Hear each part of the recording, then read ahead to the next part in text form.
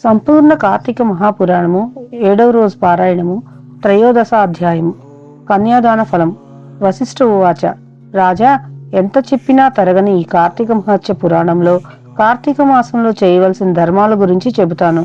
ఏకాగ్ర చిత్తుడివై విను. తప్పనిసరిగా చేయవలసిన వారిని చేయకపోవటం వల్ల పాపాలను కలిగించేవి అయిన ఈ కార్తీక ధర్మాలను కూడా నా తండ్రి అయిన బ్రహ్మదేవుని ద్వారా నాకు బోధించబడ్డాయి. నీకిప్పుడు వాటిని వివరిస్తాను. జనక రాజేంద్ర, ఈ కార్తీక మాసంలో కన్యాదాన, ప్రాతస్నానములు, యోగ్యుడైన బ్రాహ్మణ బాలకునకు ఉపనయనం చేయించడం, విద్యాదానము, వస్త్రదానము, అన్నదానములు ఇవి చాలా ప్రధానమైనవి. బ్రాహ్మణ కుమారునికి కార్తీక మాసంలో ఒడుగు చేయించి దక్షిణను సమర్పించడం వల్ల పూర్వజన్మ పాపాలు కూడా తొలగిపోతాయి. ఆ విధంగా తమ ధనంతో ఉపనయనం చేయబడిన వటువు చేసే గాయత్రీ జపం వల్ల దాత పంచమహాపాతకాలు నశించిపోతాయి.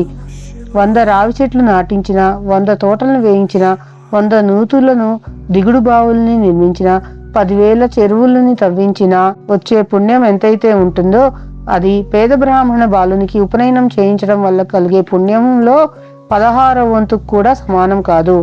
మరో విషయం గుర్తుంచుకో. మాఘ్యం వైమాధమే మాసి చోత్తమం మౌంజీ బంధనం కారయిష్యంతి తే రాజన్ దానం దత్వాతు కార్తీకే.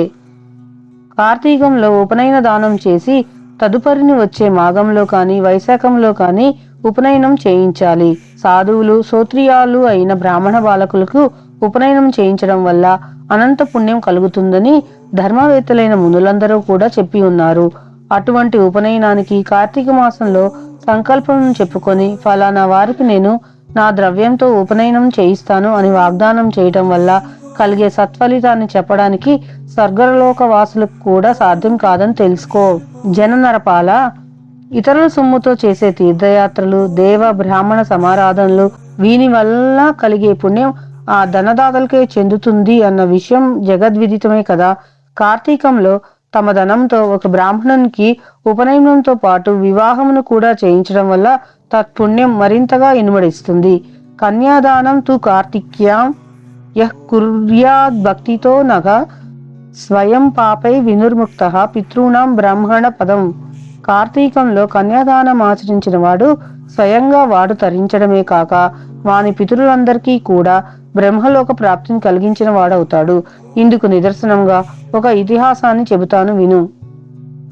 సువీరోపాఖ్యానము. ద్వాపర యుగంలో వంగదేశాన దుర్మార్గుడైన సువీరుడు అనే రాజు ఉండేవాడు.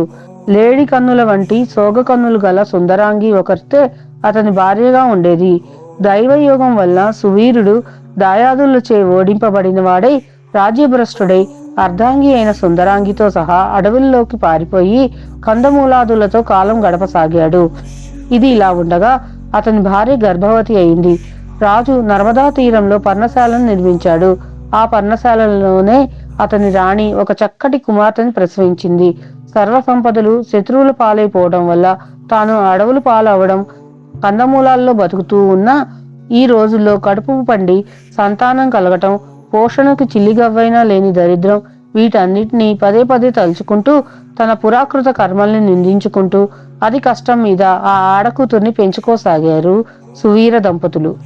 కాలగమనంలో సువీరుని కూతురు చక్కగా ఎదిగి నిజరూప లావణ్య సౌందర్యాదులతో చూసేవారికి నేత్రానందకారిణిగా పరిణమించింది. 8 ఏళ్ల ప్రాయంలోనే ఎంతో మనోహరంగా ఉన్న ఆమెను చూసి మోహితుడైన ఒక మునికుమారుడు ఆ బాలికను తనకిచ్చి పెళ్లి చేయవలసిందిగా సువీరుణ్ణి కోరాడు. అందుకు ఆ రాజు, ఋషిపుత్ర, ప్రస్తుతం నేను ఘోర దరిద్రంతో ఉన్నాను కనుక నేను కోరినంత ధనాన్ని నువ్వు కన్యాశుల్కంగా సమర్పించగలిగితే నీ కోరిక తీరుస్తాను అన్నాడు. ఆ పిల్ల మీద మక్కువ మానుకోలేని మునిబాలకుడు, రాజా, నేను కేవలం మునికుమారుడినైన కారణంగా నువ్వు అడిగినంత ధనమును తక్షణమే ఇవ్వలేను. తపస్సు చేత తద్వారా ధనమును సంపాదించి తెచ్చి ఇస్తాను. అంతవరకు ఈ బాలికను నా నిమిత్తమై భద్రపరిచి ఉంచు అని చెప్పాడు. అందుకు సువీరుడు అంగీకరించడంతో ఆ నర్మదా తీరంలోనే తపోనిష్ఠుడై తత్ఫలితంగా అనూహ్య ధనరాశిని సాధించి దానిని తెచ్చి సువీరునికి ఇచ్చాడు. ఆ సొమ్మునకు సంతృప్తి చెందిన రాజు తమ ఇంటి ఆచారం ప్రకారంగా తన కూతుర్ని ముని యువకునికి ఇచ్చి ఆ అరణ్యంలోనే కళ్యాణం జరిపించేశాడు. ఆ బాలిక భర్తతో కలిసి వెళ్లిపోయింది. తత్కన్యా విక్రయ ద్రవ్యంతో రాజు తన భార్యతో సుఖంగా ఉండసాగాడు. తత్ఫలితంగా సువీరుని భార్య గర్భిణి అయి మళ్ళా ఒక ఆడపిల్లను కన్నది. అందుకు రాజు ఆనందించాడు. పెద్ద పిల్లను అమ్మి ధనమును రాబట్టినట్టే ఈ పిల్ల ద్వారా కూడా మరింత ద్రవ్యంను సంపాదించవచ్చు అని సంతోషించాడు. బిడ్డ ఎదుగుతూ ఉంది. ఇది ఇలా ఉండగా ఒకానొక యతీశ్వరుడు నర్మదా స్నానానికై వచ్చి అక్కడ పర్ణశాలలో ఉన్న సూర్యుని, అతని భార్యను, కుమార్తెను చూసి, ఓయి, నేను కౌండిన్య గోత్రజుడైన యతిని. ఈ అరణ్య ప్రాంతంలో సంసారయుతంగా ఉన్న నీవెవరివి అని అడిగాడు. యతీంద్రుడి ప్రశ్నలకు జవాబుగా, అయ్యా, నేను వంగసాధీసుడైన సువీరుడిని. దాయాదుల వలన రాజ్యభ్రష్టుడినై ఇలా అడవిలో జీవిస్తున్నాను. నా దారిద్ర్య సమం దుఃఖం నా శోక పుత్ర మారాణత్ నా చవ్య దాను గమనేన వియోగ ప్రియాపహత్. దరిద్రం కన్నా ఏడిపించేది కొడుకు చావు కంటే ఏడవలసింది, భార్య వియోగం కన్నా బయటకు ఏడవలేని అంతఃశల్యం లాంటి దుఃఖం ఇంకేమీ ఉండదు. తమకు తెలిసిందే కదా. ప్రస్తుతం నేను ఆ విధమైన 3 రకాల విచారాల వలన అమిత దిక్కుతుడనై ఈ విధంగా కందమూల భక్షణంతో ఈ అరణ్యమే శరణ్యంగా బ్రతుకుచున్నాను. ఈ అరణ్యంలోనే తొలిచూలుగా నాకొక కూతురు పుట్టింది. ఆమె ఒక మునికుమారునికి విక్రయించి ఆ ధనంతో ప్రస్తుతానికి సుఖంగానే బతుకుతున్నాను. ఇది నా 2వ కూతురు. ఈమె నా భార్య. నా గురించి ఇంకా ఏ వివరాలు కావాలో అడిగితే చెప్తాను అన్నాడు సువీరుడు. సువీరుడిచ్చిన సమాధానికి ఆశ్చర్యపోతూనే ఆ యతీంద్రుడు, ఓ రాజా, ఎంత పని చేశావు! మూర్ఖుడివై అగణితమైన పాపాన్ని పోగు చేసి పెట్టుకున్నావు. కన్యా ద్రవ్యేణ యో జీవే దశిపత్రం సగచ్చతి దేవాన్ ఋషీన్ పితృన్ క్యాపి కన్యా ద్రవ్యేణ తర్పయేత్. శాపం దాస్యంతి తే సర్వే జన్మజన్మ నపుత్రతాం. ఆడపిల్లను అమ్ముకొని అలా వచ్చిన డబ్బుతో జీవించేవారు మరణాంతాన అసిపత్రం అనే నరకం పాలవుతారు. ఆ సొమ్ముతో దేవ, ఋషి, పితృగణాలకు చేసిన అర్చన, తర్పణాదుల వల్ల ఆ దేవ, ఋషి, పితృదులందరూ కూడా నరకాన్ని చవి చూస్తారు. అంతేకాదు, కర్తకు జన్మజన్మలకు కూడా పుత్ర సంతానం కలగకూడదని చెప్పిస్తారు. ఇక అలా ఆడపిల్లను అమ్ముకొని జీవించడమే వృత్తిగా పెట్టుకున్న వాళ్ళు ఖచ్చితంగా రౌరవ నరకంలో పడతారు రాజా. సర్వేషామేవ పాపానం ప్రాయశ్చిత్తం విదుర్బుధాః కన్యా విక్రయశీలస్య ప్రాయశ్చిత్తం నచోదితం. అన్ని రకాల పాపాలకు ఏవో కొన్ని ప్రాయశ్చిత్తాలున్నాయి గాని ఈ కన్యాశుల్కం అనబడే ఆడపిల్లను అమ్ముకునే మహాపాపానికి మాత్రం ఏ శాస్త్రములు కూడా ఎటువంటి ప్రాయశ్చిత్తము లేదు. కాబట్టి సువీర, ఈ కార్తీక మాసంలో శుక్లపక్షంలో నీ 2వ కుమార్తెకు కన్యాదాన పూర్వకంగా కళ్యాణం జరిపించు. కార్తీక మాసంలో విద్య తేజశీలి యుక్తుడైన వరునికి కన్యాదానం చేసినవాడు గంగాది సమస్త తీర్థాల్లోనూ స్నానదానాదులు చేయటం వల్ల కలిగే పుణ్యాన్ని, ఏదోక్త దక్షిణాయుతంగా అశ్వమేధాది యాగములు చేసిన వాళ్ళు పొందే సత్ఫలితాన్ని పొందుతాడు అని హితబోధ చేశాడు. కాని నీచబుద్ధితో కూడుకొని నా సువీరుడు ఆ సజ్జన సద్బోధను కొట్టిపారేస్తూ, బాగా చెప్పవయ్య బాపడా, పుట్టినందుకు గాను పుత్రద్వారా గృహక్షేత్ర వాసోవసు రత్న అలంకారాదులతో ఈ శరీరాన్ని పుష్టిపరిచి సుఖించాలే కాని ధర్మము అంటూ కూర్చుంటే ఎలాగా? అసలు ధర్మం అంటే ఏమిటి? దానం అంటే ఏమిటి? ఫలం అంటే ఏమిటి? పుణ్యలోకాలంటే ఏమిటి? అయ్యా ఋషిగారు, ఏదో రకంగా డబ్బును సంపాదించి భోగాలు అనుభవించడమే ప్రధానము. పెద్ద పిల్ల విషయంలో కంటే అధికంగా ధనమిచ్చేవానికే నాకు చిన్నపిల్లను కూడా ఇచ్చి పెళ్లి చేసి నేను కోరుకునే సుఖభోగాలన్నీ అనుభవిస్తాను. అయినా నా విషయాలు నీకెందుకు? నీ దారిని నువ్వు వెళ్ళు అని కసిరి కొట్టాడు. అంతటితో ఆ తాపసి తన దారిని తాను వెళ్లిపోయాడు. శృతకీర్తి ఉపాఖ్యానం. ఈ సూర్యుని పూర్వీకులలో శృతకీర్తి అనే రాజు ఒకడున్నాడు. సమస్త సద్ధర్మ ప్రవక్త, శతాధిక యాగకర్త అయిన ఆ శృతకీర్తి తన పుణ్యకార్యాల వల్ల స్వర్గంలోని ఇంద్రాదుల చేత గౌరవింపబడుతూ సమస్త సుఖాలను అనుభవిస్తున్నాడు. సూర్యునికి యముడు విధించిన శిక్ష కారణంగా యమదూతలు స్వర్గం చేరి అక్కడ సుఖిస్తున్న శృతకీర్తి యొక్క జీవుని పాసబద్ధం చేసి నరకానికి తీసుకువచ్చారు. ఆ చర్యకు ఆశ్చర్యపడిన శృతకీర్తి యముని ముంగిట నిలబడి, స్వర్గంలో ఉన్న నన్ను ఇక్కడికి ఎందుకు రప్పించావు? నేను చేసిన పాపం ఏమిటి అని నిలదీసి అడిగాడు. మందహాసం చేశాడా మహాధర్ముడు ఇలా చెప్పసాగాడు. శృతకీర్తి, నీవు పుణ్యాత్ముడవే, స్వర్గానికి అర్హుడవే. కాని నీ వంశీకుడైన సువీరుడనేవాడు కన్యను విక్రయించాడు. అతగాడు చేసిన మహాపాపం వల్ల అతని వంశీకులైన మీరంతా నరకానికి రావాల్సి వచ్చింది.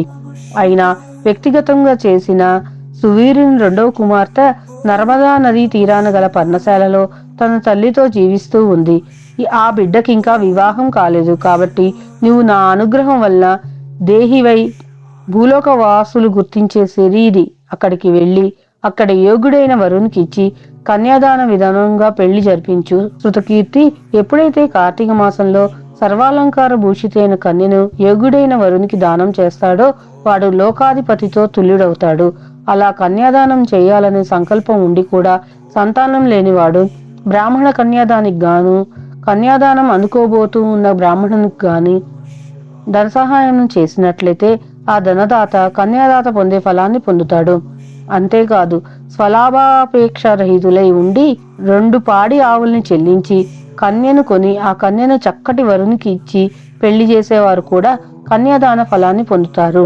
కాబట్టి ఓ శృతకీర్తి, నీవు తక్షణమే భూలోకానికి వెళ్ళి సువీరుని ద్వితీయ కుమార్తెను ఎవరైనా సద్బ్రాహ్మణునికి కన్యామూలంగా దానం చేసినట్లయితే తద్వారా నువ్వు నీ పూర్వీకులు ఈ సువీరాదులు కూడా నరకం నుండి విముక్తి పొందుతారు అని చెప్పాడు.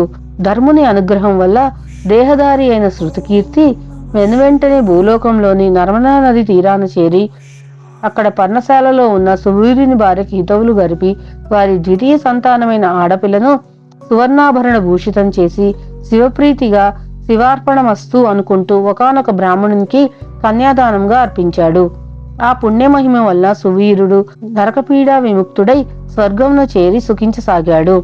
తదనంతరం శృతకీర్తి 10 మంది బ్రహ్మచారులకు కన్యామూలంను దారబోయటం వల్ల వారి వారి పితామహాది వర్గాలు వారంతా కూడా విగత పాపులై స్వర్గాన్ని పొందారు.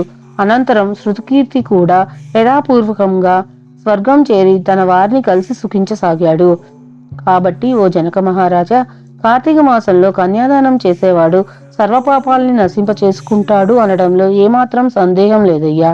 కన్యామూల్యాన్ని చెల్లించలేని వారు వివాహార్థం మాట సహాయం చేసినప్పటికీ కూడా అమితమైన పుణ్యాన్ని పొందుతారు.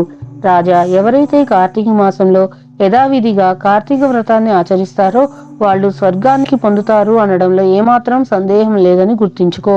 13వ అధ్యాయం సంపూర్ణం.